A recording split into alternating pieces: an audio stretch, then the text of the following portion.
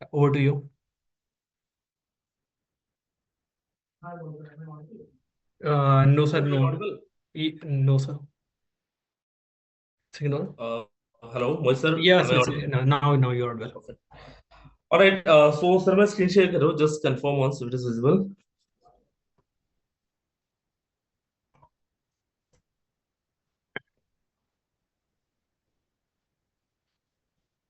Yeah, done, sir.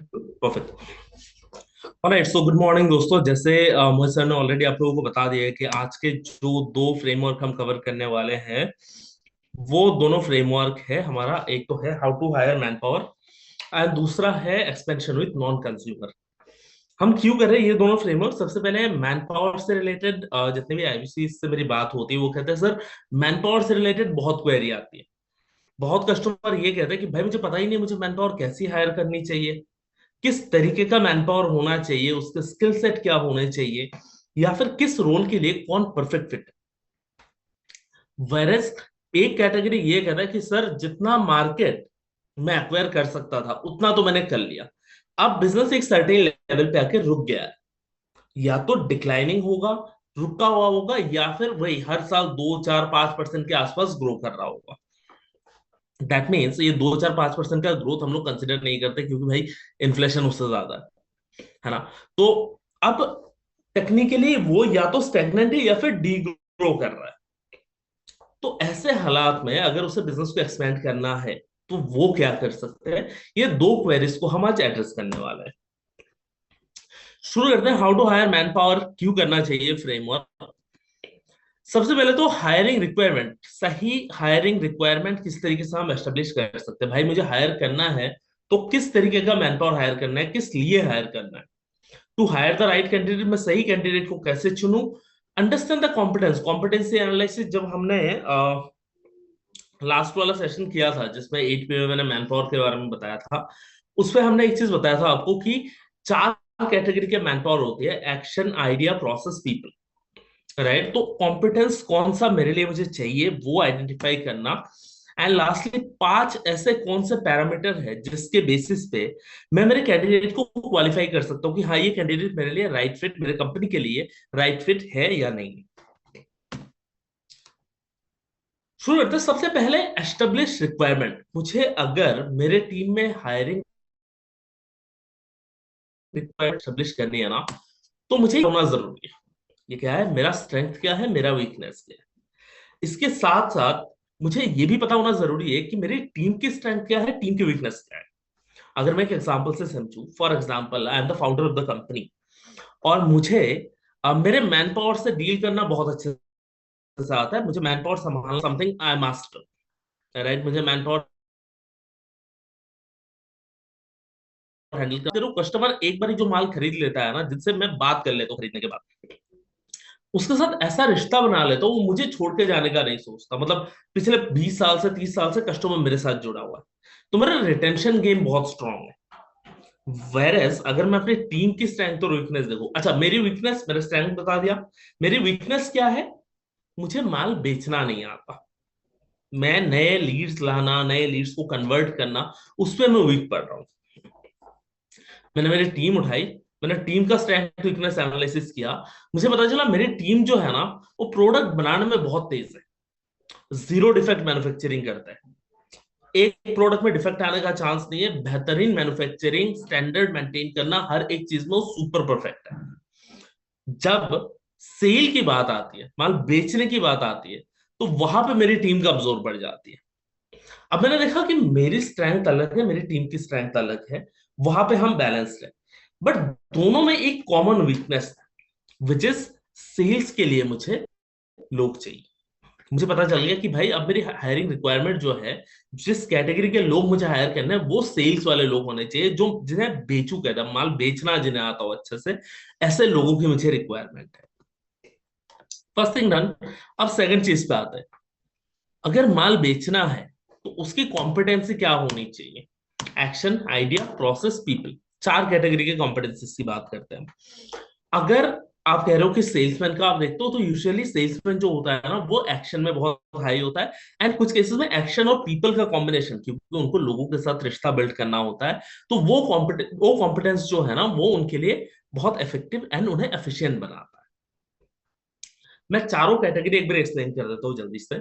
Action वाले जो लोग हैं ना, वो बहुत तेजी से काम करने में बिलीव करते हैं। वो डेटा देखना, सोचना, ठीक है भाई वो कोई और कर लेगा, मुझे ग्राउंड लेवल पे एग्जीक्यूट करने दो। वो एक्शन वाले लोग हैं, उनमें स्पीड होती है। वेरएज आइडिया वाला पर्सन क्या है, वो कहता है भाई मेरे पास नए आइडियाज है, मैं नए आइडियाज लेके आ सकता हूँ बिजनेस को ग्रो करने के लिए। ठीक है। पीपल वाले लोग वो होते हैं जो लोगों को लेके साथ जोड़ के चलने में सक्षम है। मेजरली ऐसे लोग आपको एचआर डिपार्टमेंट में दिख जाएंगे, जो आपकी मैन पावर को बांध के रखे, जो आपके इवन सेल्स के बाद भी, आफ्टर सेल्स में भी ऐसे लोग चाहिए होते हैं जो आपके कस्टमर को रिटेन कर सके। एंड प्रोसेस वाले लोग वो होते हैं जो लोग बेसिकली ये करना चाहते हैं कि भाई जितना भी पुराना मेरा चल रहा है उसे कैसे मेंटेन रखे। यूजुअली एमआईएस डेटा वाले जो पर्सन है वो प्रोसेस के कैटेगरी में आते हैं। उनसे अगर आप बात करोगे ना, आप यू विल रियलाइज कि वो बहुत स्पेसिफिक है नंबर्स को लेके। ठीक है। तो अगर अगर 10 करोड़ का धंधा पिछले साल मैंने किया था और मुझे इस साल 10 करोड़ मेंटेन रखना है, तो प्रोसेस वाला पर्सन मुझे ये बता देगा कि भाई 10 करोड़ इस साल मेंटेन करने के लिए पिछले साल मार्केटिंग में इतना इन्वेस्ट हुआ था, टीम में इतना इन्वेस्ट हुआ था, इंसेंटिव इतने का गया था, मेरा ट्रांसपोर्टेशन इतना गया था, इस बार मुझे इतना इतना करना है। वो प्रोसेस वाले का काम है। पीपल वाला क्या करेगा, पीपल वाला बोलेगा भाई मैं मैन पावर को जोड़ के लेके चलूंगा ताकि टीम में डिससेटिस्फेक्शन ना आए या कस्टमर डिससेटिस्फाइड ना। वेरएज आइडिया क्या बोलेगा, आइडिया और एक्शन कहाँ काम आएंगे, 10 को 10 रखने के लिए प्रोसेस पीपल काम संभाल लेंगे। जब 10 को 15 करना है ना, तो आइडिया वाला मुझे चाहिए ताकि वो नया आइडिया लेके आए कि 10 को 15 कैसे कर। एंड एक्शन मुझे चाहिए कि भाई आइडिया तो दे दिया, आइडिया मैन बैठ के आइडिया दे देगा, पर वो आलसी है, वो एग्जीक्यूट नहीं करेगा, वो मार्केट में नहीं जाएगा। उससे काम, जो उसने काम बताया कि इस तरीके से करो ये कर सकते हैं, उसे करने के लिए मुझे एक्शन मैन चाहिए।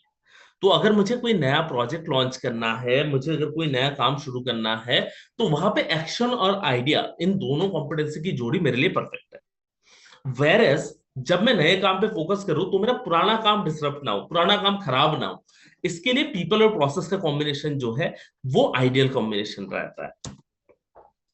अच्छा, पहले हमने देखा कि हायरिंग रिक्वायरमेंट एस्टेब्लिश किया, अब हमने कॉम्पिटेंसी भी देखा।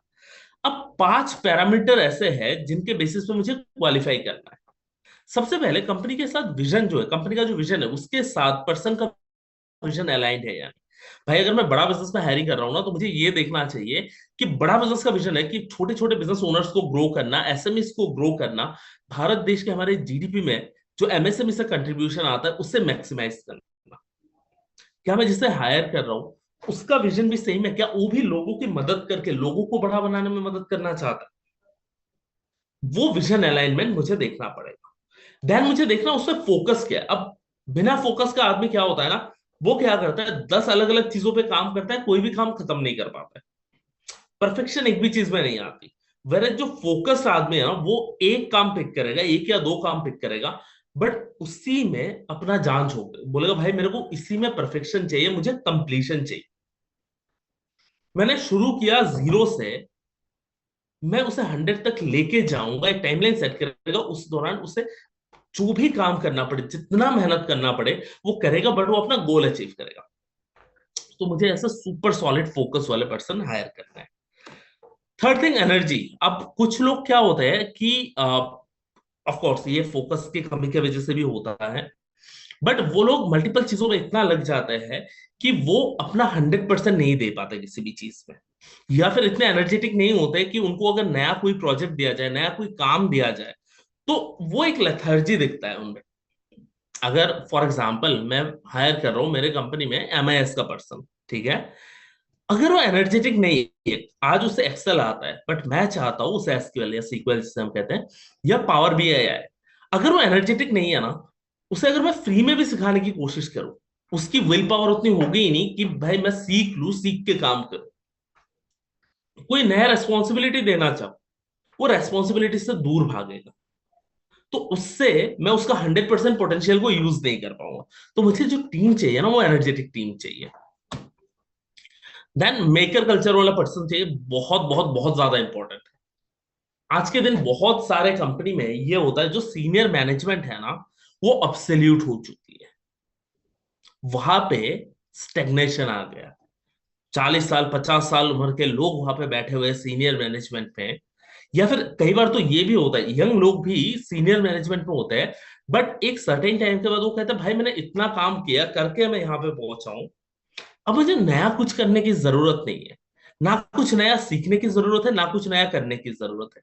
जैसा चल रहा है चलने दो। ये ना, मैंने लास्ट सेशन में बताया था, स्टार परफॉर्मर उनकी एक कैटेगरी आता है। वो उनमें आता है, उनको आता है पर उनको करना नहीं है। वो चाहते हैं मैं केबिन में बैठा रहूं, केबिन कल्चर वाले लोग हैं। वो कहते हैं भाई मैं केबिन में बैठ कर ऑर्डर दूंगा, नीचे मेरी टीम काम करेगी। ऐसे लोग जो है ना, आपके कंपनी के लिए बहुत ज्यादा हानिकारक होते हैं। ये लोग वो है जो आपके कंपनी में बेसिकली बर्डन है। ये वो है जो आपके कंपनी के कल्चर को खराब करते हैं। ये वो है जो इनके नीचे और भी ऐसे स्टार परफॉर्मर्स को रेस करते हैं, जो इवेंचुअली कंपनी में कंट्रीब्यूट नहीं करते।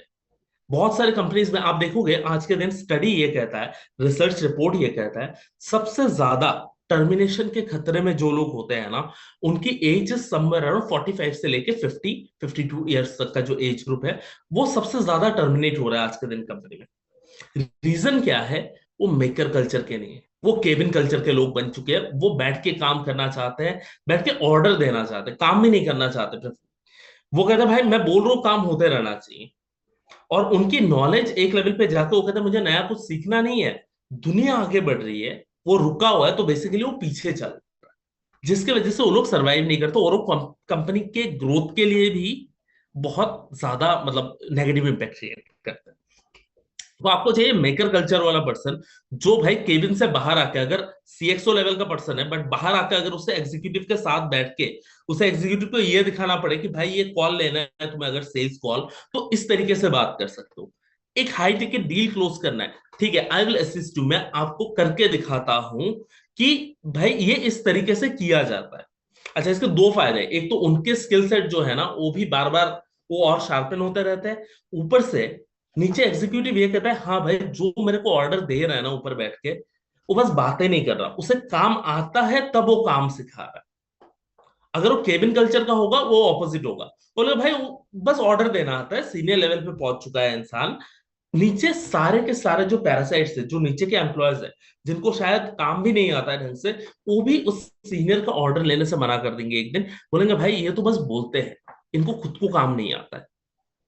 तो जब आप टीम के साथ एंगेज करते हो, कुछ लीडर्स होते हैं, आप देखो ऑफिस आता है ना, सीनियर मैनेजर है, आएंगे पूरे टीम से हाथ मिलाते हुए जाएंगे, लंच में एक साथ बैठेंगे, बैठ के बोल रहे हैं कि भाई और क्या चल रहा है, क्या प्रॉब्लम आ रहा है, अच्छा ठीक है ये प्रॉब्लम है तो ये सोल्यूशन हो सकता है। सर मुझे एक डील क्लोज करने में कोई दिक्कत नहीं, मैं तेरे साथ बैठ जाऊंगा डील क्लोजर में, मैं एक बारी बात करता हूँ कस्टमर से, देखते हैं कहाँ दिक्कत आ रहा है। ये मेकर कल्चर वाले लोग हैं जो ग्राउंड लेवल पे काम करने को तैयार होते हैं। वो बस व्हाइट कॉलर जॉब है कि भाई मैं चेयर में बैठा रहूंगा, उस कल्चर से हटके लोग, ऐसे लोग आपकी कंपनी में होना बहुत जरूरी है। यही लोग वो है जो आगे जाके विजनरी बनते हैं, जो आगे आपके कंपनी को आगे ग्रोथ दिलाते हैं। लास्ट में A category candidature, Vivek sir कहते हैं भाई अगर कस्टमर आपका एम्प्लॉय अगर ए कैटेगरी का नहीं है ना, तो आपका कस्टमर बी कैटेगरी का आएगा, आपका धंधा जो है सी कैटेगरी में चलेगा, आपके पास पेमेंट डी कैटेगरी में आएगी, और इवेंचुअली चलते चलते आपका बिजनेस एफ कैटेगरी में जाएगा, which is failure. The only reason हमारे पास हमारे जो मैन पावर है वो ए कैटेगरी होना क्यों जरूरी है, उससे इफेक्टिविटी आती है, एफिशिएंसी आती है। वो बेसिकली ऐसे लोग होते हैं जो कंपनी के विजन के साथ अलाइन होकर कंपनी को आगे लेके जाते हैं।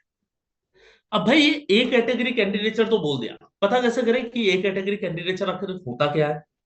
तो ए कैटेगरी कैंडिडेचर में चार चीजें देखनी पड़ती है हमें। सबसे पहले स्किल, उसे काम करना, जो काम वो आज कर रहा है उस काम को करना उसे कितना अच्छे से आता है। टेक्निकल स्किल हो सकता है, सॉफ्ट स्किल हो सकता है, बट उसमें वो स्किल सेट है या नहीं। विल पावर, अगर कोई नया काम सीखना हो, क्या वो सीखने को तैयार है? जैसे मैंने एमएस का एग्जांपल दिया था, एक्सेल तो आता है, पुराने कंपनी में एक्सेल से बढ़िया चल रहा था। मेरे पास भाई डेटा सेट बड़ा है, मुझे सीक्वल की जरूरत है, मुझे पावर बीआई की जरूरत है, मुझे टेबल्यू की रिक्वायरमेंट है डेटा प्रेजेंट करने के लिए। क्या वो सीखने के लिए तैयार है?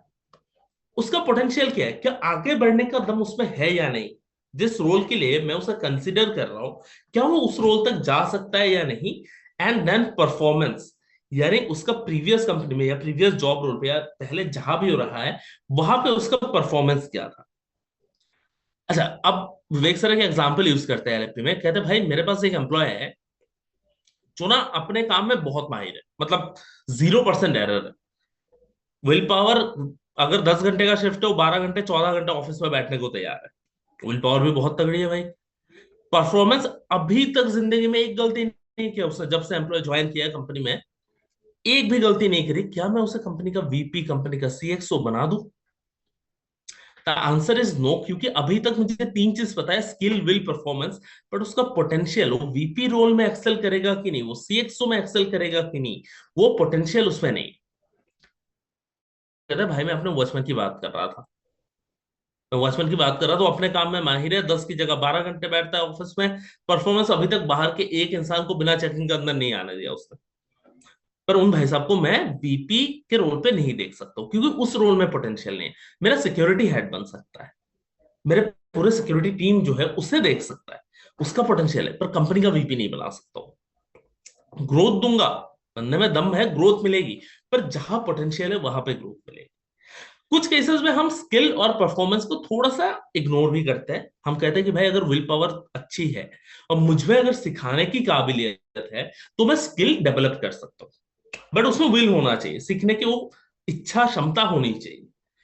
परफॉर्मेंस हम कई बार इग्नोर करते हैं। कई बार ये होता है पिछले कंपनी में परफॉर्मेंस नहीं था बट बाकी तीनों सही है, तो हम लोग इसलिए ले लेते हैं एम्प्लॉय को कि भाई पिछले कंपनी में हो सकता है कल्चर खराब था, हो सकता है उस एम्प्लॉय को खुल के किसी ने अपना ओपिनियन नहीं रखने दिया, खुल के काम नहीं करने दिया, तो इसके वजह से उसका परफॉर्मेंस नहीं आया। तो ये सारे ना एब्सोल्यूट फैक्टर्स नहीं है, ये कंट्रीब्यूटिंग है। तो मुझे वो चीज अच्छी अंडरस्टैंडिंग होनी चाहिए, मैं किस बेसिस पे उसे इवेलुएट कर रहा हूँ। बाकी के जो इंटरव्यू में सवाल पूछ रहा हूँ उसके बेसिस पे मुझे देखना पड़ेगा, क्या मैं ए कैटेगरी कैंडिडेट को हायर कर रहा हूँ कि नहीं।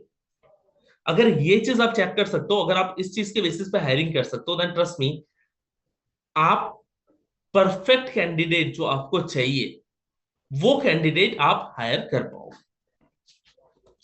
राइट।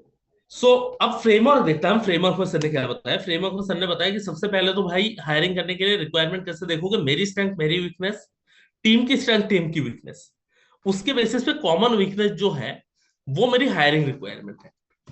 उसके लिए मैं क्या करूंगा, उसका रोल क्या है वो डिफाइन करूंगा, उसका जॉब डिस्क्रिप्शन बनाऊंगा, उसकी स्किल सेट कॉम्पिटेंसी क्या होना चाहिए वो देखूंगा, वो जो स्टाइल उसमें क्या रिक्वायरमेंट है। अगर मैं एमएस के लिए हायर करूँ तो प्रोसेस वाला पर्सन हायर करूंगा, एचआर में कर रहा हूं तो मैं पीपल वाला पर्सन हायर करूंगा, सेल्स में कर रहा हूँ एक्शन, या फिर स्ट्रेटेजी रोल में कर रहा हूं तो शायद पीपल एंड आइडिया का कॉम्बिनेशन में हायर करूंगा।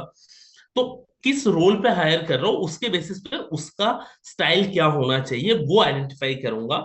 एंड लास्टली ये जो 5 क्वेश्चन मैंने बताया, company vision, alignment, focus, energy, maker culture which is one of the most important thing, and then 4 चीजों के बेसिस पे ए कैटेगरी कैंडिडेचर है या नहीं है, ये मुझे आइडेंटिफाई करना होगा।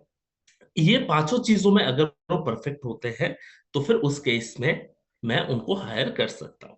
कंपनी के विजन के साथ अलाइनमेंट कई बार नहीं होता है, बट वो एज ए लीडर आप किस तरीके से अपने विजन में सबको अलाइन कर सकते हो, वो आपकी भी कैपेबिलिटी की बात है। आप में वो क्वालिटी होनी चाहिए कि भाई मैं जो गोल दे रहा हूं ना सब लोग उस गोल के पीछे भागे, वो मोटिवेशन, वो सर कहते हैं कि कोचिंग से मोटिवेशन डेवलप हो सकता है, विल पावर डेवलप हो सकता है। तो क्या मैं एक अच्छा ओनर होने के साथ साथ एक अच्छा कोच हूँ, एक अच्छा मेंटर हूँ जो लोगों को गाइड भी करे और लोगों में वो विल पावर भी जनरेट करे, तो वो आप में भी वो क्वालिटीज होनी चाहिए एज अ फाउंडर, राइट। तो ये पहला फ्रेमवर्क था जिसपे हमने क्या सीखा, पहले किस तरीके से हायरिंग करना है, रिक्वायरमेंट कैसे बनेगा, रिक्वायरमेंट कैसे हम लोग डिफाइन करेंगे, रोल कॉम्पिटेंसीज कैसे देखेंगे, और ये 5 क्वालिफाइंग क्वेश्चंस जो है उसके बेसिस पे कैसे सही कैंडिडेट को हम चुन सकते हैं।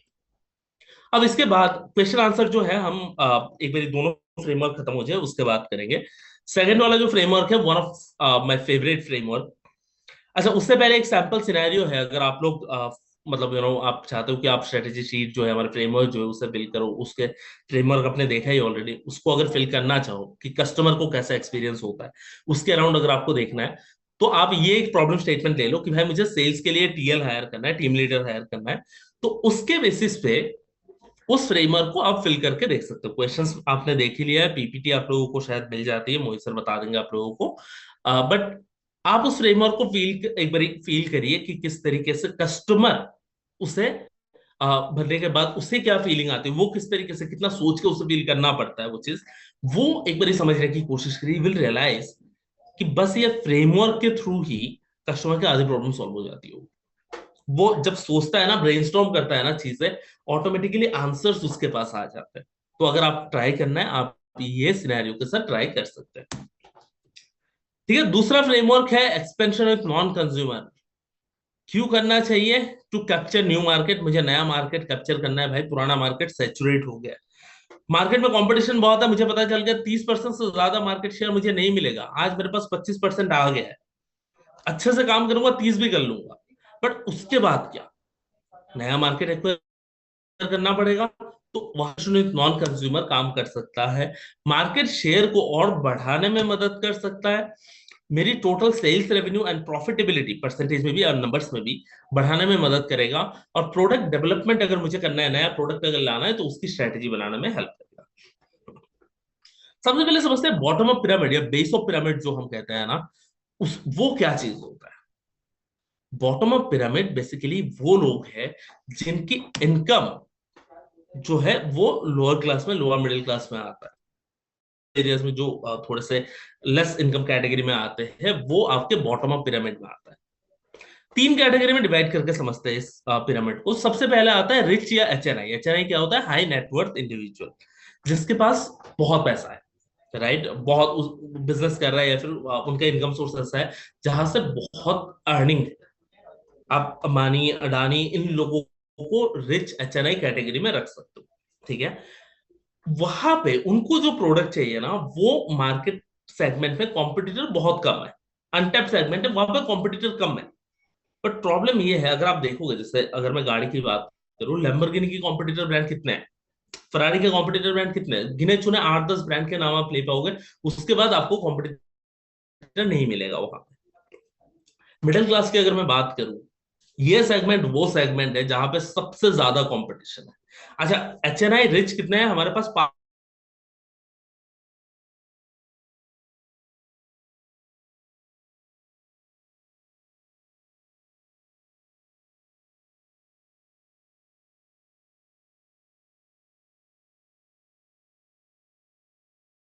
से ब्रांड से वो उस एरिया में काम कर रहे हैं। एक बहुत हाई कंपटीशन वाला एरिया है ये, इसे हम रेड ओशन कहते हैं। वेरस में बॉटम ऑफ पिरामिड या बेस ऑफ पिरामिड की बात करूं, तो ऑलमोस्ट 60% लोग भारत देश में बॉटम ऑफ पिरामिड में आते हैं, जिनकी इनकम कैटेगरी बहुत कम है, राइट। तो उन लोगों के लिए अगर आप कुछ कर सकते हो, उन लोगों के लिए अगर आप कोई प्रोडक्ट ला सकते हो, सोच सकते हो, वहां पे आपको बहुत बड़ा मार्केट शेयर आपको मिल सकता है। फॉर एग्जाम्पल अगर मैं बात करूं, डव, ट्रेसेमे, ये सब कंपनी जो है ना, पहले क्या बना रहे थे? 500 ml के या 1 लीटर के जो शैम्पूज है वो बना रहे, पर गांव में इसकी सेल नहीं थी। रीजन क्या है भाई? गांव में हो गया था भाई, मैं ना, मतलब अगर आप अभी से 5 साल पीछे चले जाओ, 5 साल पीछे जाकर बिल्कुल किसी, मतलब बिल्कुल छोटे से गांव में जो बहुत अंदर की तरफ है, वैसे गांव के बारे में सोचो, तो शैम्पू के नाम पे वहां पे क्लिनिक प्लस और हेड एंड शोल्डर, मोटा मोटा ये दो ब्रांड चलता था। इसके अलावा ब्रांड नहीं है वहां पे। रीजन क्या है? क्योंकि बड़े ब्रांड्स उस मार्केट में घुस ही नहीं रहे थे। फिर क्या हुआ, धीरे धीरे जब उन्होंने वो चीज रियलाइज किया, बॉटम ऑफ पिरामिड में भी बहुत बड़ा ग्रोथ है। विवेक सर कहते हैं highest headroom of growth lies on the bottom of pyramid. सबसे ज्यादा ग्रोथ की अपॉर्चुनिटी जो है वो बॉटम ऑफ पिरामिड में है। तो उन्होंने क्या किया, क्लिनिक प्लस का सैशे आता है 1 रुपए का, डब्बा आता है 300 रुपए का। तो लोग कहते हैं भाई 300 रुपए में खरीदने से बढ़िया मैं 1-1 रुपए के सैशे खरीद लूंगा, एक बार में तो 300 रुपए नहीं जाएगा मेरा। तो उन्होंने भी अब 1 रुपए 1.5 रुपए के सैशे बना के मार्केट में चले गए और उस मार्केट को कैप्चर किया। अच्छा, इसमें एक और फंडा है कि गांव के जो ऐसे लोग हैं ना, जो टीवी में देख रहे थे या फोन में देख रहे हैं, आज के दिन इंटरनेट की वजह से उनके पास यूट्यूब देख रहे हैं, ऐड आ रहा है, फेसबुक, इंस्टाग्राम, जहां पे भी उनको ऐड आ रहा है, ऐड क्लिनिक प्लस से ज्यादा उनको आ रहा है डब का, ट्रेसेमे का, बियर शैम्पू का, इन जैसे प्रोडक्ट का आ रहा है। तो इनके लिए ना वो प्रोडक्ट एस्पायरिंग है, वो खरीदना चाहते हैं पर खरीद नहीं पा रहे। जैसे मैंने उनको लिए अफोर्डेबल कर दिया, अवेलेबल कर दिया, एसेसिबल कर दिया, तो वो उस प्रोडक्ट को फिर परचेज करना शुरू करता है, जिससे मार्केट में उस कंपनी की ग्रोथ आ जाती है। तो इसलिए हमेशा बॉटम ऑफ पिरामिड में, जैसे किंगफिशर एयरलाइन क्या करती थी, एचएनआई को टारगेट करती थी, इंडिगो आया बॉटम ऑफ पिरामिड पे काम किया, सक्सेसफुल हो गया। आज के दिन अगर आप देखो, मेरू कैब्स थी, मेरू कैब क्या करती थी, एचएनआई को टारगेट करती थी, प्रीमियम अमाउंट लेता था, मिडिल ऑफ द पिरामिड में टारगेट करता था, प्रीमियम अमाउंट लेता था। बॉटम ऑफ पिरामिड के लिए कौन आ गया, ओला, उबर, रैपिडो, मैरू कैब्स खत्म हो गए। तो इस तरीके से अगर आप ताज का देखो, ताज भी सबसे पहले, अच्छा ताज ने तो और अलग स्ट्रेटेजी चलाई, और बोले मैं तीनों कैटेगरी को सर्व करूंगा। एचएनआई के लिए उसने बना दिया ताज होटल, मिडिल क्लास के लिए बना दिया विवांता, और सबसे नीचे बॉटम ऑफ पिरामिड के लिए उन्होंने होटल जिंजर की चेन ओपन कर दी। तीनों अलग अलग नाम से, ताकि ब्रांड आइडेंटिटी जो है वो डाइल्यूट ना हो, ब्रांड आइडेंटिटी पे कोई असर ना आए, उसके साथ साथ वो तीनों कैटेगरी से अर्न कर सके। एग्जाम्पल से समझते हैं, बिस्लेरी का एग्जाम्पल ले लो। बिस्लेरी आज के दिन वेदिका जो है पानी, वो थोड़ा सा महंगा आता है, वो भी बिस्लेरी का है। बिस्लेरी का अपने प्रोडक्ट में भी 1 litre, 2 litre, 200 ml, 5 litre, 10 litre, 20 litre अलग अलग साइजेस में अवेलेबल है। अच्छा, उसने बोला कि भाई मेरे को सोडा और सोडा बेवरेज जो है उसमें भी एंटर करना है, जो कार्बोनेटेड बेवरेज है उसमें भी एंटर करना है। तो क्लब सोडा भी आ गया उनका, Bisleri spicy, Bisleri limonata, orange flavour वाला ये फॉन्सो, ऐसे मैंगो फ्लेवर वाला फॉन्सो, ऐसे आइटम भी वो मार्केट में लेके आए, ताकि हर कैटेगरी को सर्व कर सके, राइट। अब इसके बारे में सबको बताऊंगा, Coca Cola. Coca Cola company के फाउंडर को जो पूछा गया कि भाई आपके कॉम्पिटिटर कौन है मार्केट में, अगर मैं आज आपसे पूछूं कि कोक के कॉम्पिटिटर कौन है, ज्यादातर लोग जवाब ये देंगे कि भाई कोक का कॉम्पिटिटर कौन है, पेप्सी है, राइट। कोक का फाउंडर कहता है नहीं भाई, मेरा कॉम्पिटिटर पेप्सी नहीं, मेरा कॉम्पिटिटर कोई कंपनी ही नहीं है बेसिकली, मेरा कॉम्पिटिटर है पानी। भारत देश में सबसे ज्यादा पानी पिया जा रहा है, किसी भी जगह चले जाओ, किसी भी कंट्री में चले जाओ, बेवरेज सबसे ज्यादा इंसान क्या कंज्यूम करता है, पानी। वो बोल रहा है कि भाई मेरे को बिजनेस ऐसा बनाना है ताकि इंसान पानी पिए तो भी मैं कमाऊं, मेरा कंपटीशन पानी है। बोला सेकंड कॉम्पिटिटर कौन है भाई, अच्छा लोग सुनना वही चाहते थे, लोग सुनना चाह रहे हैं कि भाई पेप्सी का नाम कब आएगा, हम पूछेंगे कि कॉम्पिटिटर से आगे कैसे बढ़ोगे। और नहीं भाई, पेप्सी अब भी नहीं है, सेकंड कंपटीशन मेरे लिए है फ्रूट जूस, पानी के बाद सेकंड वही कंज्यूम हो रहा है। बोला अच्छा तीसरा कॉम्पिटिटर कौन है भाई, तो बोल रहे हैं फिर तीसरा कॉम्पिटिटर आता है चाय कॉफी जैसी चीजें जो है, वो मेरा थर्ड कॉम्पिटिटर है। उसके बाद कहीं जाके दूसरे ब्रांड्स आते हैं। तो कोक ने भी क्या किया, ये जितने प्रोडक्ट आप देख रहे हो, स्मार्ट वाटर हो गया, कोर पावर, अच्छा मॉन्स्टर, कुछ लोग बोलेंगे मॉन्स्टर कोक का प्रोडक्ट नहीं है, कोक मॉन्स्टर कंपनी को ओन नहीं करता, बट एक सब्सटेंशियल शेयर जो है 16 पॉइंट समथिंग परसेंट, ऑलमोस्ट 17% के आसपास शेयर उन्होंने मॉन्स्टर में भी ले रखा है। इसका मतलब आप अगर एनर्जी ड्रिंक 100 रुपए का पी रहे हो, तो उसमें से भी 17 रुपए कोक के पास जाता है। उसने बोला फ्रूट जूस के मार्केट में घुसना है तो मिनट मेड लेके आ गया। डाइट ड्रिंक के मामले में तो बोल रहे हैं कि भाई डाइट कोक लेके आ जाता हूँ। आज के दिन जो आइस टी वगैरह आता है, ऐसे ब्रांड्स पे भी वो एंटर कर चुके हैं। कार्बोनेटेड बेवरेज, फैंटा, स्प्राइट, ये सब कुछ, अगर किसी को भाई कैफीन वाला चाहिए तो कोक है, बिना कैफीन का चाहिए तो स्प्राइट है, बिना चीनी का चाहिए डाइट कोक है। तो बोल रहे भाई प्रोडक्ट कोई भी खरीदो, बेवरेज खरीद रहे हो मतलब कोक कमाएगा पैसा। तो इस तरीके से उन्होंने अपने प्रोडक्ट पोर्टफोलियो को डाइवर्सिफाई किया हुआ है। पतंजलि भाई आटा भी बेचता है, केचप भी बेचता है, बिस्किट भी है, इसके पास घी भी है, हर एक प्रोडक्ट में एंटर कर चुका है। अच्छा, ये एग्जांपल देने का पर्पस क्या है, पर्पस ये है जब आप एक मार्केट को सैचुरेट कर चुके हो ना, तो आपको पता होना चाहिए अब मेरी नेक्स्ट ग्रोथ कहाँ पे है, तो नया प्रोडक्ट उस हिसाब से डेवलप करके लेके आता है, ताकि हर एक सेगमेंट से जहां से भी कमा सकते हो वहां से आप इनकम जनरेट कर सको।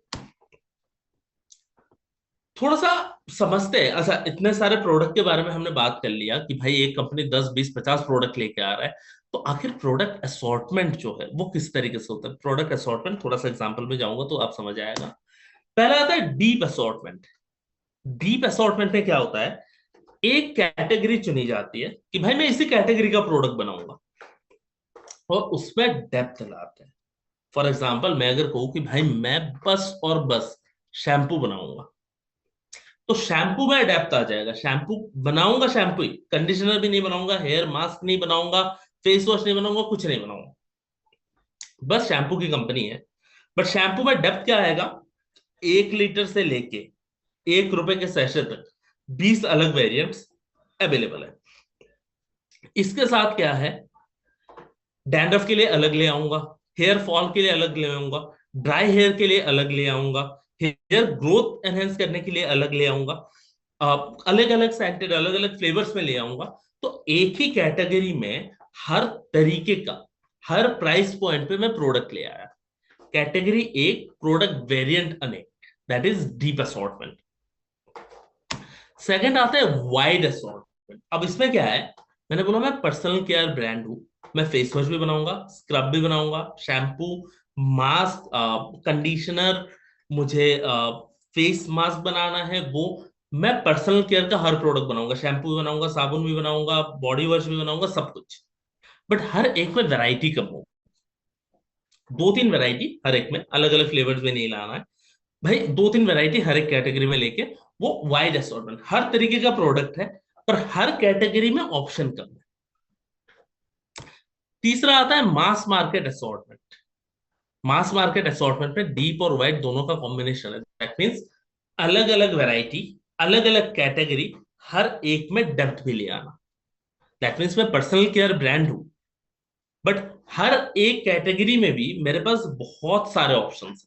मैं शैम्पू बनाता हूँ, शैम्पू में मेरे पास 40 ऑप्शन है, कंडीशनर में मेरे पास 20 ऑप्शन है, मैं फेस वॉश बनाता हूँ उसमें भी डीटन फेस वॉश अलग आता है, एंटी पिंपल अलग आता है, एंटी वेल अलग आता है, पोल्यूशन कंट्रोल अलग आता है, 10 अलग अलग कैटेगरी बना रखा है मैंने।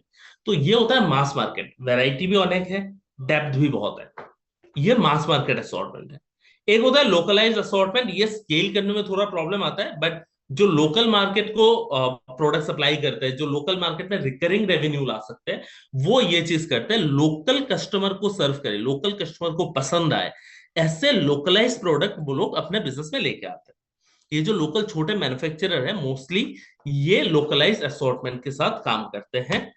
एंड लास्टली स्क्रैम्बल्ड असॉर्टमेंट, जहां पे कोई ऐसा अनरिलेटेड प्रोडक्ट भी आप अपने प्रोडक्ट लाइन के साथ रखते हो जो डायरेक्ट उस प्रोडक्ट का हिस्सा नहीं, डायरेक्ट उस प्रोडक्ट के साथ रिलेटेड लिंक्ड नहीं है।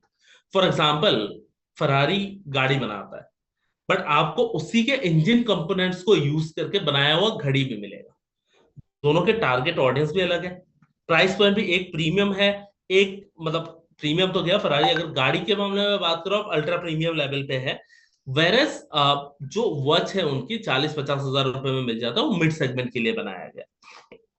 तो ये स्क्रैम्बल असॉर्टमेंट है भाई, मेरे पे ऐसा प्रोडक्ट है जो मेरे main product, main brand identity के साथ डायरेक्टली रिलेटेड नहीं है, बट मैं वो भी सेल कर रहा हूं मेरे ब्रांड आइडेंटिटी को डाइल्यूट बिना करे। इसमें ध्यान रखना जरूरी है, आप हजारों प्रोडक्ट लेके आ सकते हो मार्केट में, बट आपकी ब्रांड आइडेंटिटी डाइल्यूट ना हो। जैसे पतंजलि ने किया था, संस्कारी स्कर्ट, पतंजलि जीन्स लाके। तो ऐसा नहीं हो कि आपके आइडेंटिटी को डाइल्यूट करो, ऐसा प्रोडक्ट नहीं लाना है, बट आप स्क्रैम्बल या मास मार्केट असॉर्टमेंट भी कर सकते हो। ठीक है, आपको बस प्रोडक्ट कैटेगरी जो है उससे मेंटेन रखना है। अब फ्रेमवर्क देख लेते हैं। फ्रेमवर्क में सबसे पहले बोला गया कि भाई नॉन कंज्यूमर आखिर है कौन, नॉन कंज्यूमर क्यों नहीं खरीद रहा है मेरा प्रोडक्ट। सबसे पहले आइडेंटिफाई करो कि भाई इंडस्ट्री में से कौन से लोग हैं जो मेरा प्रोडक्ट नहीं खरीद रहे, कौन सा ऐसा बैरियर है जिसकी वजह से नहीं खरीद रहे। एग्जाम्पल से अगर समझे, फॉर एग्जाम्पल अगर मैं बिस्किट मैन्युफैक्चरिंग कंपनी हूँ और मैं कहता हूँ कि भाई बच्चे मेरे बिस्किट नहीं खरीद रहे, उनको नहीं पसंद आ रहा है, और एबव 45 के जो एज है जिन लोगों का, वो मेरे प्रोडक्ट नहीं खरीद रहे। ब्रेनस्टॉर्म किया, मेरे सेल्समैन से बात करी, दुकान में बात करी जहां माल बिकता है, पता किया कि भाई ऐसे कौन से बैरियर है, ऐसे कौन सा रीजन है जिसकी वजह से मेरा प्रोडक्ट आज के दिन लोग खरीदना पसंद नहीं कर रहे। तो मेरे को क्या पता चलता है ब्रेनस्टॉर्म करके कि भाई बच्चे पास और अट्रैक्टिव पैकेज में आइटम्स ऑलरेडी अवेलेबल है, वो खरीदना प्रेफर करते हैं। जो थोड़े से एजेड लोग हैं वो इसलिए नहीं खरीद रहे क्योंकि मेरे बिस्किट में शुगर क्वांटिटी बहुत हाई है, तो डायबिटीज के जो बीमार है वो लोग तो ऐसे ही नहीं खरीद सकते, हेल्थ कॉन्शियस जो लोग हैं वो लोग नहीं खरीद सकते। अब आता है सेकंड पार्ट फ्रेमवर्क का, जहां हमें एग्जिस्टिंग प्रोडक्ट पे हम क्या कस्टमाइजेशन ला सकते हैं। यानी जो बिस्किट ऑलरेडी मैं बेच रहा हूं, अब जैसे बच्चे बच्चे क्यों नहीं खरीद रहे, अट्रैक्टिव नहीं लग रहा, तो भाई मैं पैकिंग में मैं राइट ले लेता हूँ किसी से कि भाई मैं छोटा भीम का लोगो इसमें यूज करूंगा, मैं मिक्की माउस का डोनाल्ड डक का लोगो यूज करूंगा, शिनचैन का इमेज उसमें यूज करूंगा, करके बेचूंगा। या फिर अंदर कोई जैसे किंडर जॉय करता है, अंदर कोई खिलौना डाल दिया बच्चों को अट्रैक्ट करने के लिए, ऐसा कोई प्रोडक्ट डाल के मैं उस प्रोडक्ट को सेल करूंगा। तो मैंने क्या किया, मेरे एग्जिस्टिंग प्रोडक्ट पे कस्टमाइजेशन कर दिया, पुराने प्रोडक्ट में थोड़ा बहुत चेंजेस लेके आ गया, उससे बच्चे मेरा प्रोडक्ट खरीदना शुरू कर देंगे। बट प्रॉब्लम है कभी भी है, अबव 45 वाले डायबिटीज के पेशेंट आज भी नहीं खरीद रहा है बिस्किट भाई। क्यों? क्योंकि उसकी प्रॉब्लम तो मैंने सॉल्व करी नहीं। वो कार्टून का इमेज लगाने से खरीदेगा नहीं, ऊपर बस हेल्थ कॉन्शियस लिख देने से भी नहीं खरीदेगा। तो उसके लिए क्या करना पड़ेगा, मुझे नया एडिशन करना पड़ेगा। अगर आप देखो, पहला क्वेश्चन बोल रहा है पुराने बकेट में चेंज क्या करोगे, दूसरा क्वेश्चन बोल रहा है भाई बकेट में नया प्रोडक्ट ऐड क्या करोगे। तो नया प्रोडक्ट क्या कर सकता हूं मैं, जो शुगर फ्री प्रोडक्ट है, ऐसे बिस्किट्स को मैं एड ऑन कर सकता हूँ। ठीक है, फैटलेस, जिसमें फैट क्वांटिटी कम हो, सॉरी जो एयर फ्रायर में बेक किया गया हो, ऐसा आर्टिकल हो सकता है। या फिर ऐसे प्रोडक्ट जिसमें शुगर क्वांटिटी जीरो है, ऐसे प्रोडक्ट को मैं ऐड ऑन कर सकता हूँ जो टेस्ट में भी अच्छा हो, उनके हेल्थ कॉन्शियस लोगों के लिए उनके ऊपर भी कोई नेगेटिव इंपैक्ट नहीं आ रहा, वो चीज मैं प्रूव कर दूं। तो उस केस में जो है मेरा प्रोडक्ट मार्केट में चल जाएगा। ये दो चीज कहां से पता चलता है, मेरे कस्टमर के ऑब्जेक्शन रिजेक्शन से पता चलता है। मेरा कस्टमर ऑब्जेक्शन क्या दे रहा था, रिजेक्ट क्यों कर रहा था प्रोडक्ट को, उसके बेसिस पे मैंने आइडेंटिफाई कर लिया कि भाई मेरे प्रोडक्ट में मुझे ये दो चार चीजें हैं जो मुझे चेंज करनी है, ये चेंज करने से मेरा प्रोडक्ट मार्केट में चल जाएगा, या ये नया प्रोडक्ट मुझे लाना है ताकि ये प्रोडक्ट मार्केट में चल जाए। लास्टली वीकली बेसिस पे मुझे रिव्यू साइकिल रन करना है। तीन चीज देखना होता है, www that means what went well, www that means what went wrong, WCBI that means what could be improve. एक हफ्ते में, पिछले एक हफ्ते में चेंजेस की वजह से क्या अच्छा हुआ, मेरी सेल बढ़ गई, बच्चे बहुत इंटरेस्ट ले रहे हैं, जो एल्डर्स है वो भी आज के दिन प्रोडक्ट खरीद रहे हैं। अच्छा, कहाँ मैं गलत हो गया, जो एल्डर्स के लिए मैंने प्रोडक्ट बनाया है उस पर टेस्ट थोड़ी सी कमी है, तो मुझे उसे एनहेंस करना है। तो गलत क्या है, मुझे टेस्ट को भी ध्यान में रखना था जो मैं नहीं रख पाया, शुगर फ्री करने के चक्कर में प्रोडक्ट की टेस्ट खराब हो गई। बट तो इसकी वजह से रिकरिंग रेवेन्यू नहीं आ रहा है। तो अब व्हाट कुड बी इम्प्रूव, मुझे अपने R&D टीम से बोलना है, मुझे मेरे मैन्युफैक्चरर से बोलना है कि भाई प्रोडक्ट में इसमें एनहेंसमेंट कैसे ला सकते हैं, क्या इंप्रूव कर सकता हूँ, ताकि अगले हफ्ते की मीटिंग के बाद जब फिर से मार्कस मंडे होगा, हर मंडे रिव्यू मीट चलेगा मेरा, तो उसमें मुझे पता चले मेरा प्रोडक्ट अब क्या परफॉर्म कर रहा है, उस टाइम पे मेरे पास पॉजिटिव चीज से पॉजिटिव चेंजेस दिख जाए। तो ये हमारा आज का सेकंड फ्रेमवर्क था। क्या था, एक बार फिर से समाप्त कर लेते हैं हम। पहले, नॉन कंज्यूमर कौन है वो समझते हैं, किस लिए वो नहीं खरीद रहा है वो समझते हैं, उसके बेसिस पे पुराने प्रोडक्ट में चेंज करने से काम चल जाएगा या नया प्रोडक्ट लाना पड़ेगा वो देखना पड़ेगा। और उसके बाद improvement cycle, feedback cycle, feedback के बेसिस पे विवेक सर कहते हैं feedback is the breakfast of champions. हाँ, तो फीडबैक लेके अपना आगे का रोड मैप जो है उसे हमें तैयार करना है। ये आज के हमारे दो फ्रेमवर्क थे। एक हमने मैन पावर रिलेटेड, एक्चुअली हम अभी सीक्वेंस में नहीं जा रहे। सीक्वेंस में क्यों नहीं जा रहे, क्योंकि सीक्वेंस में जाएंगे तो कंटिन्यूअस मैन पावर से रिलेटेड फ्रेमवर्क आएंगे, थोड़ा सा एक ऐसा हो जाएगा कि एक ही टॉपिक पे कंटिन्यूअस चर्चा चल रहा है, तो इसलिए थोड़ा सा हम लोग मिक्स कर का आगे भी जो सेशन होगा वो भी ऐसे ही चलेगा। दो अलग अलग कैटेगरी से हम लोग फ्रेमवर्क लेंगे, उस पर डिस्कशन करेंगे। सो आज का फ्रेमवर्क यहाँ पे होता है खत्म। Now we are open for questions. ऐसा कैन सी बहुत लोग हमारे साथ जूम पे ज्वाइन है।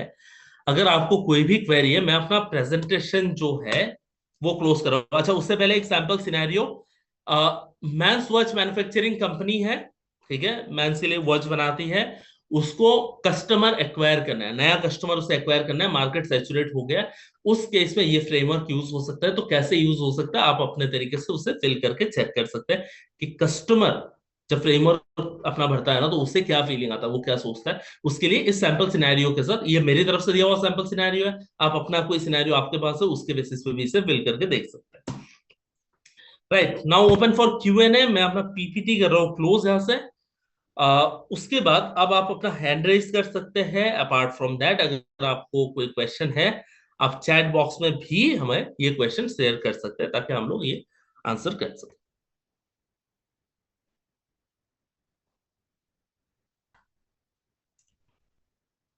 जूम पे अगर आप नीचे देखेंगे आपके पास रेज हैंड का ऑप्शन आ जाएगा। अगर किसी को कोई भी क्वेश्चन है, आप अपना हैंड रेज करिए, आपको अनम्यूट किया जाएगा, आप अपना क्वेश्चन पूछ पाएंगे। और जो लोग डायरेक्टली अनम्यूट करके नहीं पूछना चाह रहे हैं, सर आप लोगों के लिए चैट बॉक्स ओपन है, आप चैट में भी अपना क्वेश्चन भेज सकते हैं। मोहित सर प्लीज एक बार देख लीजिए, अगर आपके पास भी डायरेक्टली कोई क्वेश्चन आता है तो भी प्लीज यहाँ पे एक बार फॉरवर्ड कर दीजिएगा। जी जी जी। परफेक्ट।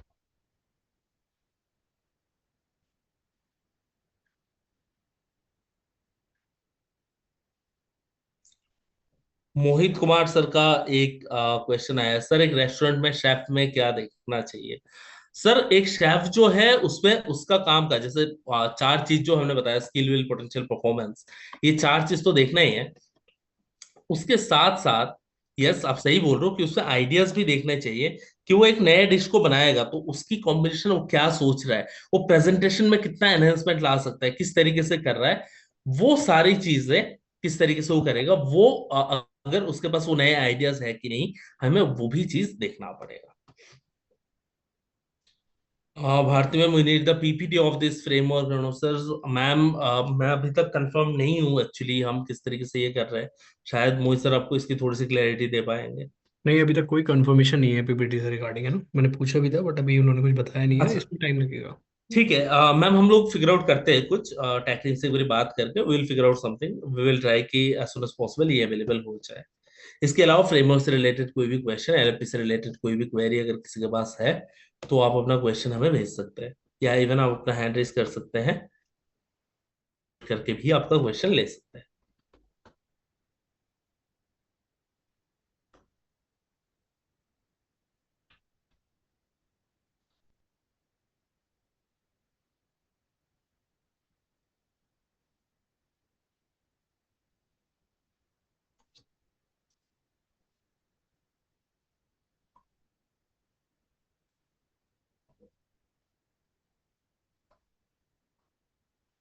ये दिवस दिवस कुमार सर। मांगटी। Hello. Good evening hello, sir. Good morning sir, बताइए। सर 10 अप्रैल को जो जूम पे मीटिंग हुई थी, आपने बताया था रेटिनस के डाउनलोड फोल्डर में मिल जाएगा, तो वैसा उसका रिकॉर्डिंग नहीं मिला। मैं हाँ सर, वो थोड़ा सा चैलेंज आ रहा है, टेक रिलेटेड थोड़ा सा इशू है। कोशिश चल रहा है सर, जितना जल्दी हो सके will try to make it available. Thank you sir.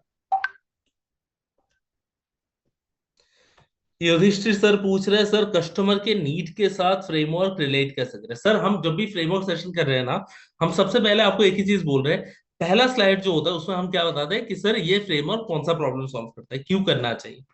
तो कस्टमर अगर उससे रिलेटेड कोई भी क्वेरी पूछ रहा है तो फिर आप इस फ्रेमवर्क को उनको रेकमेंड कर सकते हो, फ्रेमवर्क उनको कैसे हेल्प करेगा। आप लोगों को फ्रेमवर्क ट्रेनिंग कराने का पर्पस ही यही है सर, ताकि आप फ्रेमवर्क कहाँ यूज होगा, किस केस पे यूज होगा। जैसे आज मैंने बताया कि भाई अगर नई हायरिंग रिक्वायरमेंट एस्टेब्लिश करना है, वहां पे कैसे लोग हायर करना है वो समझने के लिए, कौन सी कॉम्पिटेंसी चाहिए वो समझने के लिए यूज होगा। दूसरा फ्रेमवर्क मैंने बोला नया प्रोडक्ट लाइन डेवलप करना है, वहां पे यूज होगा। नया कस्टमर एक्वायर करना है, मार्केट सेचुरेट हो चुका है, अब ग्रोथ चाहिए, वहां पे यूज होगा। तो कस्टमर अगर ऐसे प्रॉब्लम स्टेटमेंट आपको बोल रहा है या कोई भी वेग स्टेटमेंट आ रहा है, आप सवाल पूछना आपको आता है ना, आप में हम कोचिंग स्किल बिल्ड कर रहे हैं ताकि आप सही सवाल पूछ के रूट कॉज पे पहुंच सको, एंड देन फ्रेमवर्क के साथ उसे रिलेट कर पाओ।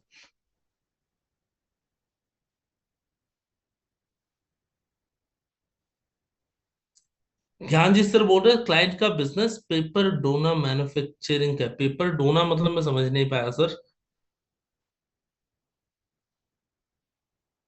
सर अगर आप थोड़ा सा क्लैरिटी दे पाए इसमें, ज्ञानजीत सर, अगर आप सुन रहे हैं तो एक बार पेपर डोना, या तो फिर आप अपना हैंड रेज करिए, हम आपको अनम्यूट भी कर सकते हैं, हम लोग डायरेक्टली डिस्कस कर सकते हैं। अच्छा पेपर रोल का ठीक है सर, उस केस में या तो अगर आपको नॉन कंज्यूमर को टारगेट करना है ना तो आपको प्रोडक्ट वेरिएशन में देखना पड़ेगा, ठीक है।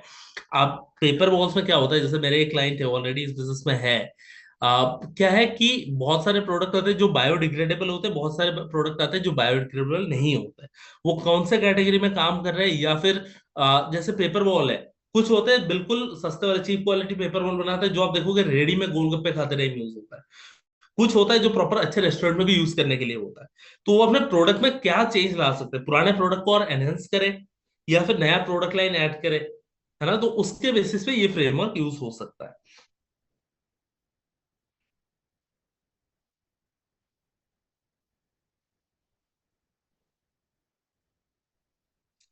मोहित कुमार सर बोल रहे हैं कि सर अगर हायरिंग रिक्वायरमेंट है ऑर्गेनाइजेशन में, ओनर की सेल्फ वीकनेस टीम वीकनेस है, तो कैटेगरी कैंडिडेचर की हायरिंग कैसे होगी, बिकॉज बिजनेस ओनर को तो उस एरिया में कुछ नहीं मालूम। सर आप जब 10 लोगों से इंटरव्यू करते हो ना, तो वो खुद आपको बताया जाता है कि उस रोल के लिए क्या इंपॉर्टेंट है। आपको पता है आपकी वीकनेस क्या है, आपकी टीम की वीकनेस आपको पता है, सामने जो इंटरव्यू देने बैठा है उसे थोड़ी पता है आपकी वीकनेस क्या है। उसके लिए तो आप कंपनी का फाउंडर हो भाई, है ना। तो उसके सामने sound knowledgeable.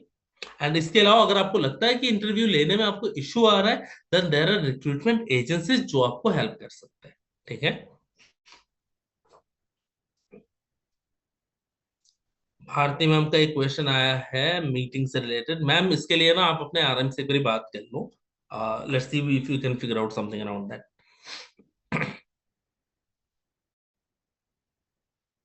Specially when client started new vertical, उसके बारे में, उस फील्ड के बारे में थोड़ा सा रिसर्च कर लो। आज के दिन चैट जीपीटी, परप्लेक्सिटी, एआई का जमाना है सर। वहां पे आप एआई पे जाके भी पूछोगे ना, आपके पूरा बिजनेस का केस स्टडी बना के दे देगा वो। ठीक है, किस तरीके से बिजनेस मॉडल डेवलप करना है, वहां पे भी आपको असिस्टेंस मिल जाएगा एआई से। तो उन सारी चीजों का आप बेनिफिट ले सकते हैं।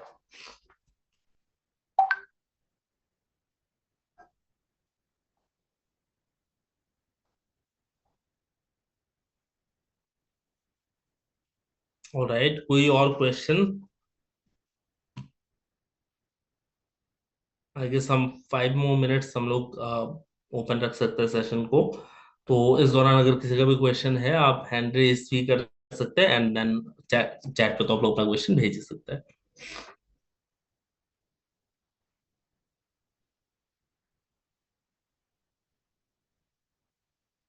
ऑल्सो हाँ, एक और चीज, अगर हम अभी जो फ्रेमवर्क सेशन कर रहे हैं उसके अराउंड आपका कोई फीडबैक हो, आपका कोई भी सजेशन, हम लोग उसके लिए भी ओपन है।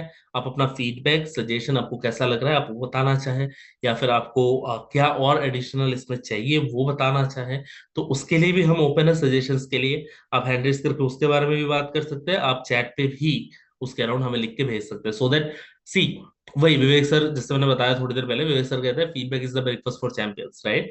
तो हम भी चाहते हैं आप अपना फीडबैक शेयर करें हमारे साथ, कहाँ पे क्या चैलेंजेस आ रहा है, या फिर किस तरीके से हम इस सेशन को और इम्प्रूव कर सके, किस तरीके से आपके लिए और ज्यादा रिलेवेंट बना सके। इसके अराउंड अगर आप लोगों के पास कोई भी सजेशन है, या फिर कोई भी आपको लग रहा है कोई प्रॉब्लम है जिसके अराउंड हमें वर्कआउट कुछ करना चाहिए, तो वो भी आप लिख के हमें भेज सकते हैं, ताकि हम अगले सेशन से उसको इनकॉर्पोरेट कर सकें।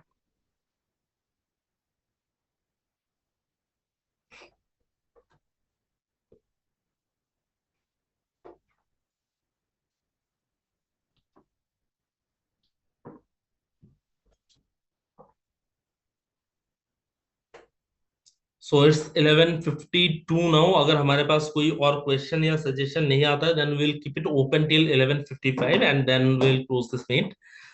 मीनवाइल अगर किसी को भी कुछ पूछना है, कोई क्वेश्चन है, कोई सजेशन है, तो आप शेयर करिए प्लीज।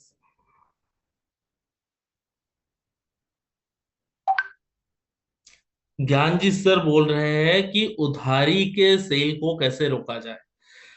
सर दो, ये इस फ्रेमवर्क से रिलेटेड नहीं है, मैं आपको थोड़ा सा पॉइंटर्स बता दूं। देखो, विवेक सर कहते हैं कि जब तक मार्केट जो कर रहा है आप भी वही कर रहे हो, तो या तो उधारी में बेचोगे या सस्ते में बेचोगे, है ना। क्या रीजन है? क्योंकि आप नहीं बेचोगे तो कोई और उधारी में बेचने के लिए तैयार बैठा है। कोई और पुराना बिजनेसमैन होगा जो बहुत सालों से कर रहा है, उसके पास कैश इतना है कि वो 3 दिन, 4 दिन, 5 दिन, 10 दिन या फिर 3 महीने तक भी पैसा ना आए तो भी वो अपने बिजनेस को रन कर सके। ठीक है। सेकंड थिंग क्या है, विवेक सर उधारी बिजनेस के लिए ना 3 पॉइंट्स बताते हैं। ठीक है। ये 3 पॉइंट आपके चेक में होने चाहिए। अगर आप लिखना चाहो आप लिख लो, बाकी लोगों के लिए भी बोल रहा हूँ। आप लोगों के पास भी एक क्वेरी आती होगी कि सर उधारी में धंधा करना पड़ता है बहुत, पैसा वापस नहीं आता, पैसा रुक जाता है, फंस जाता है। तो उसके इसमें 3 पॉइंटर्स है। ये 3 चीजें हमेशा आपकी चेक में होनी चाहिए। ठीक है। इसमें आप ईआरपी यूज कर सकते हो, ईआरपी आपको ऑटोमेट कर देगा इस प्रोसेस को। सबसे पहले नंबर ऑफ बिल्स। मैं जो भी नंबर्स मैं अभी आपको बता रहा हूं वो मेरे तरफ से बताया हुआ नंबर है, बिजनेस के स्टैंडर्ड के हिसाब से वो नंबर चेंज हो सकता है। सबसे पहले 3 बार से ज्यादा उधारी नहीं दूंगा। अब चाहे भाई एक बार में आप 1,000 का सामान लेके गए हो या 1 करोड़ का, दैट इज डिफरेंट थिंग, उसका भी कैपिंग है ऑफ कोर्स। बट मैं 3 बार से ज्यादा उधारी में सामान नहीं दूंगा। चौथी बार अगर उधारी का सामान लेना है तो आपका पहला पेमेंट क्लियर करना पड़ेगा। ईआरपी ऑटोमेटिक रिमाइंडर डाल देगा, जैसे बिल करने जाऊंगा ईआरपी बोलेगा भाई 3 पेमेंट पेंडिंग है, माल नहीं दे सकते। ठीक है। तो पहला पेमेंट क्लियर करो, तब ईआरपी बोलेगा हाँ भाई अब 2 है, अब माल बेच सकते हो, पहला। ठीक है, नंबर ऑफ बिल्स। सेकंड चीज, टोटल टेन्योर, यानी कितने दिन हो गए पहले बिल रेज कर। ठीक है, मैं बोल रहा हूं कि 3 दूंगा, बट ऐसा तो नहीं कि भाई इस साल एक, अगले साल एक, उसके अगले साल एक, ये भी नहीं कर सकते। तो भाई मैं टाइम की कैपिंग लगा दूंगा कि भाई 3 महीने से ज्यादा अगर हो गया है तो फिर ऑटोमेटिक रिमाइंडर जाना चालू हो जाए, नया बिल रेज नहीं हो सकता। अब भले 3 नहीं, एक ही बिल है, बट 3 महीना हो गया। कुछ बिजनेस के केस में 1 महीना हुआ, कुछ बिजनेस में 15 दिन भी हो सकता है। बट वो कैपिंग लग गया कि भाई इससे ज्यादा लेट हुआ तो सेकंड बिल भी नहीं जनरेट होगा, सेकंड हो गया तो तीसरा नहीं होगा। टाइम कैपिंग आ गया। थर्ड चीज है अमाउंट कैपिंग। अब भाई मैंने टाइम कैपिंग लगा दिया, मैंने बोला कि भाई 15 दिन के अंदर, मैंने बिल भी बता दिया कि भाई बिल जो है 3 से ज्यादा रेज नहीं होंगे। अब मैंने अमाउंट पे अगर कैपिंग नहीं लगाया, 3 बिल अगर 1-1 करोड़ का जनरेट हो रहा है तो भाई 3 करोड़ रुपए में वैसे तो सेल नहीं कर सकता ना, क्रेडिट का सेल। 3 करोड़ रुपए बहुत बड़ा अमाउंट है एक छोटे बिजनेस ओनर के लिए, नॉर्मली हम जिन ओनर से डील करते हैं उनके लिए। अब वो 3 करोड़ रुपए की जगह उससे कैपिंग लगाना पड़ेगा कि भाई मैं उधारी में माल बस 30 लाख का दे सकता हूँ। ठीक है, अब भले आप एक बार में लेके जाओ, अब 3 बार में लेके जाओ, अब एक दिन में लेके जाओ, या फिर आप 15 दिन के ड्यूरेशन के अंदर लेके जाओ। ठीक है, आपको ये चीज क्लैरिटी होनी चाहिए। नंबर ऑफ बिल्स 3 से ज्यादा नहीं, number of days industry standard के हिसाब से 15 दिन, 30 दिन, कुछ भी हो सकता है। And then total amount capping, ये 3 चीज कर लोगे ना, आपका उधारी का प्रॉब्लम मेजर एक हद तक आपका सॉल्व हो जाएगा। बट ये है पैसा रिकवर करने का या माल ना देके पैनलाइज करने का तरीका।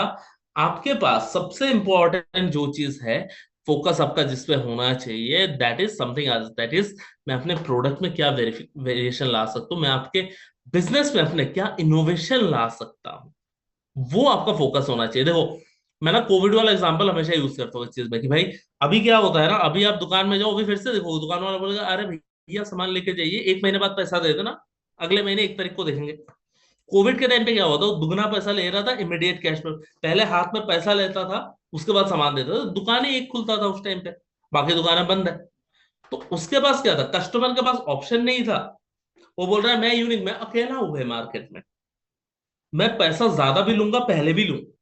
तो अगर आपके पास प्रोडक्ट में वेरिएशन है, प्रोडक्ट में यूनिकनेस है, कुछ अलग कर रहे हो, तो आप भी बोल सकते हो भाई किसी और के पास है ही नहीं, देना हो तो अभी पैसा दो, तभी आपको प्रोडक्ट मिलेगा। कस्टमर को चाहिए ही चाहिए, क्योंकि कस्टमर का बर्निंग प्रॉब्लम सॉल्व करने वाला प्रोडक्ट बनाना है, तो भाई कस्टमर को चाहिए ही चाहिए, किसी और के पास है नहीं, तो आपको इमीडिएट पैसा देके भी प्रोडक्ट परचेस करेगा। ठीक है, ज्यादा पैसा प्रीमियम देके भी परचेस करेगा। तो product variation is the key, product में इनोवेशन लाना इज द की। बट उसके साथ साथ वो 3 चीजें चेक में होनी चाहिए, number of bills, total amount, total duration. Nandlal Chaurasia ji बोल रहे हैं सर मुझे पता नहीं है कि मेरे आरएम कौन है। मोहित सर आप एक बार प्लीज देख लीजिएगा, इस केस में मैं तो असिस्ट नहीं कर पाऊंगा, बट एक बार अगर हम चेक करके उनको असिस्ट कर सकते हैं तो।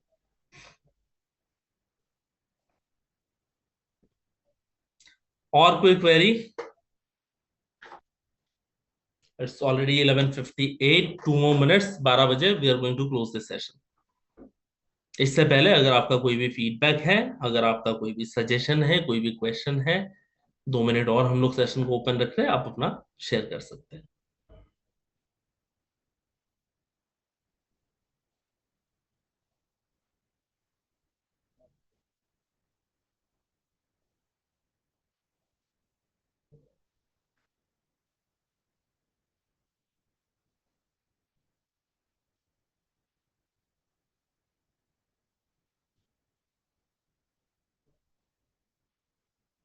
ऑल राइट, कोई भी क्वेश्चन, कोई भी मैसेज अभी तक नहीं आया है हमारे पास। 1 more minute। ओके, एक बहुत बड़ा मैसेज आया है मोहित सर की तरफ से। सर स्क्रैम्बल असॉर्टमेंट में रिटेलर्स को तो कॉस्ट इंक्रीज हो सकती है, अगर मार्जिन्स कम हो सकता है, कस्टमर की चॉइसेस समझने में कंफ्यूजन हो सकती है, आप सेलिंग क्रॉस सेलिंग की अपॉर्चुनिटी मिस हो सकती है।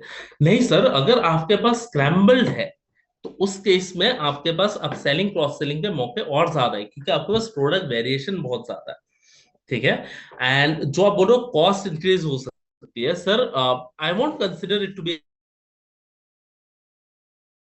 ए cost, rather I will consider it to be an investment, क्योंकि माल आप दुकान में वही रखोगे। अच्छा, इसमें ना तभी हम सीक्वेंस पे चलते हैं, क्योंकि पिछले फ्रेमवर्क में हमने एक बात करी थी एफएसएन के बारे में, जो फास्ट मूविंग प्रोडक्ट है वो ज्यादा रखना है, स्लो मूविंग नॉन मूविंग पे फोकस हमें उतना नहीं करना है। तो उस बेसिस पे आप देखोगे तो आप फास्ट मूविंग प्रोडक्ट का क्वांटिटी 80-85%, 10-15% के आसपास जो है हम रखते हैं। हमारा स्लो मूविंग नॉन मूविंग ज्यादा से ज्यादा 5% प्रोडक्ट हम रख सकते हैं। तो उस केस में आपका ट्रांजेक्शन जो होगा उसका स्पीड ज्यादा होगा। विवेक सर क्या कहते हैं, बिजनेस का फॉर्मूला क्या है, margin multiplied by velocity. Margin भी होना चाहिए, साथ में स्पीड भी होना चाहिए। तो अगर फास्ट मूविंग प्रोडक्ट रखोगे आपका स्पीड ज्यादा होगा, स्पीड ज्यादा होगा तो प्रॉफिट उल्टा और इंक्रीज होकर आएगा आपके पास।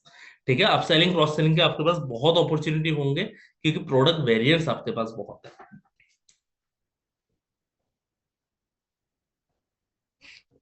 मोहित सर बोल रहे हैं बिल्कुल, बट ये डेटा तो एनालाइज करना पड़ेगा, कंपटीशन के एनालाइज। बिल्कुल सर, कंपटीशन के एनालाइज कर सकते हो अगर आपके पास ईआरपी है, सीआरएम है।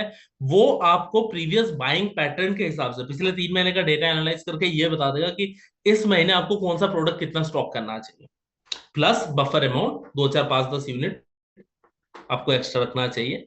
ठीक है, तो उसके बेसिस पे हम कर सकते हैं। एक हमारे पास लास्ट हैंड रेज हुआ है, Vivo 1915। सर आपका नाम मुझे नहीं दिख रहा है, but Mohit sir if you can unmute him.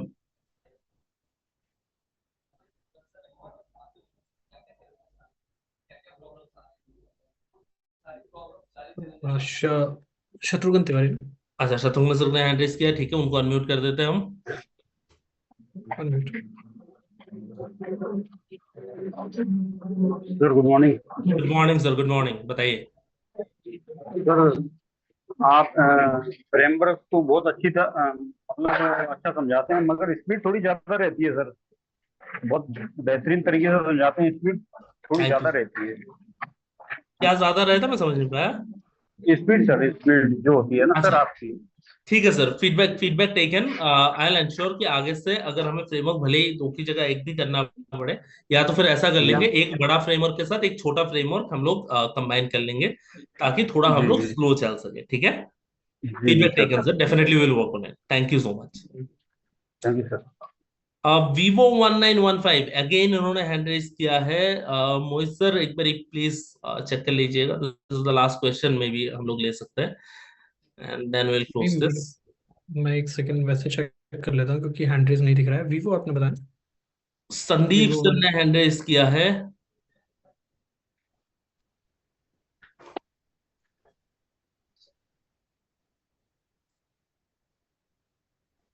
Sir नमस्कार।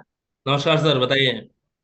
सर कस्टमर कई बार बोलता है सर मुझे मुझे तो बिजनेस में कोई दिक्कत नहीं आ रही है, पर मुझे फंड की आवश्यकता है। हम्म। तो सर हमारा जो ट्रेनिंग प्रोग्राम है एलएपी, ये उसके फंड को कैसे हम रिलेट करके बताएंगे, कैसे फुलफिल होगा। सर एलएपी से फंड को आप डायरेक्ट नहीं रिलेट कर पाओगे, क्योंकि एलएपी में हम फंडिंग नहीं ऑफर करते हैं। दो चीज है, अगर कस्टमर बोल रहा है पहली तो कि मेरे बिजनेस में कोई भी परेशानी नहीं है, तो उनसे पूछो कि भाई आगे का गोल क्या है। प्रॉब्लम बताता है वेल एंड गुड, नहीं बताता है गोल पूछो कि भाई जाना कहाँ है। ठीक है, दूसरा चीज जहां पे फंडिंग रिलेटेड क्वेरी आई है, तो वहां पे आप उनको ये बोल सकते हो कि भाई फंडिंग में इन्वेस्टर बिजनेस में बहुत सारी चीजों को देखता है। आपका बिजनेस का ड्यू डिलिजेंस हो गया, प्रॉपर तरीके से चेक किया जाता है, आपके बिजनेस की स्केलेबिलिटी चेक करी जाती है। इन्वेस्टर हर बिजनेस में पैसा नहीं डालता है, तो क्या आपके बिजनेस स्केलेबल है या नहीं, बिजनेस को स्केलेबल करने में हम आपको हेल्प कर सकते हैं, जो कि एक इन्वेस्टर पॉइंट ऑफ व्यू से अगर आप देखो, वो आपके लिए फिर वो चीज इंपॉर्टेंट हो जाता है। ठीक है, बिजनेस आपका स्केलेबल हो वो जरूरी है, वहां पे हम आपको हेल्प कर सकते हैं। बट कभी भी ये मत बोलिएगा कि हम आपको इन्वेस्टमेंट लाने में, इन्वेस्टर दिलाने में मदद करेंगे, क्योंकि वो हमारे एलएपी सर्विस का डिलीवरेबल बिल्कुल भी नहीं है सर। आई होप मैं आपकी क्वेरी को आंसर कर पाया। और सर ये कस्टमर ये भी बोलता है कि अगर मैं बिजनेस को स्केल लेवल कर रहा हूँ तो मुझे पैसे तो लगेंगे स्केल करने में। तो बिल्कुल उस सर। तो तो वो मुझे फंड चाहिए। सर उसके लिए बहुत ऑप्शन है, आज के दिन एमएसएमई के बहुत सारे ऐसे स्कीम्स है, बहुत सारे लोन के बेनिफिट्स मिल जाते हैं। अगर कोई यूनिक प्रोडक्ट लेके आया है तो वहां से एंजल इन्वेस्टर से पैसा मिल सकता है, बट वो उनको डायरेक्टली रीच आउट करना पड़ता है। मैं यहाँ से उनके लिए बैंक से लोन अरेंज कराना, फंडिंग दिलाना, वो डायरेक्टली हम असिस्ट नहीं करते हैं। हमारे पास दो कुछ वेंडर्स है जो डेट फंडिंग कराते हैं, बट वो बिजनेस की ड्यू डिलिजेंस पे डिपेंड करता है, बिजनेस की स्केलेबिलिटी पे डिपेंड करता है, बिजनेस की फाइनेंशियल पहले कितने परसेंट व्हाइट में काम है, कितने परसेंट ब्लैक में कर रखा है, बहुत सारी ऐसी चीजें हैं जिसके ऊपर डिपेंड करता है। सो अगर आप कमिट कर दोगे ना कि फंडिंग दिलाएंगे, तो भाई वो आपके ऊपर ही बैकफायर करेगा। वो ना हो, आप बोलो कि सर वेंडर्स होते हैं जो फंडिंग करते हैं, वहां पे हम अब मिलवा सकते हैं। ऐसे वेंडर्स होते हैं जो स्कीम के बारे में बात करते हैं, उनसे मिलवा सकते हैं, बट वो आपके बिजनेस के ऊपर है कि वो कितना स्केलेबल है, कितना ग्रो हो सकता है, कितना वो फंडेबल बिजनेस है, उसके ऊपर डिपेंड करेगा। कितना इन्वेस्टेबल बिजनेस है, उसके ऊपर डिपेंड करेगा कि इन्वेस्टमेंट आपको मिल सकता है या नहीं। सर या तो मैं ऐसे ये बोल सकता हूँ और उसमें ये भी ऐड कर सकता हूँ क्या, सर हम आपको फंड तो प्रोवाइड नहीं कर सकते, लेकिन फंड के क्या क्या तरीके होते हैं, कैसे लेने चाहिए, ये हम लीडरशिप फंड प्रोग्राम में आपको गाइड करते हैं। हाँ, मतलब एज ए कोच दो, ये हमारे डायरेक्ट लीडरशिप फनल प्रोग्राम का हिस्सा नहीं, बट कई बार हमारे ऐसे स्पीकर्स आते हैं जो ऐसे स्कीम्स के बारे में उनको अवेयर कराते हैं, या फिर हमारे पास ऐसे वीडियोस वगैरह भी है जिनमें बहुत सारे स्कीम्स के बारे में बताया गया है, तो हम उनको अवेयर कर सकते हैं। बट मिल जाएगा एश्योरेंस, वो कोई भी नहीं ले पाएगा सर। अच्छा, वेंडर की सुविधा को बता सकते हैं कि हमारे पास ऐसे वेंडर होते हैं जो लोन लेने की स्कीम को, फंड लेने की स्कीम को, हम वेंडर आपको मतलब गाइड करने के लिए वेंडर हमारे समझा पास है। सकते हैं, बट वो चार्जेबल फीचर है,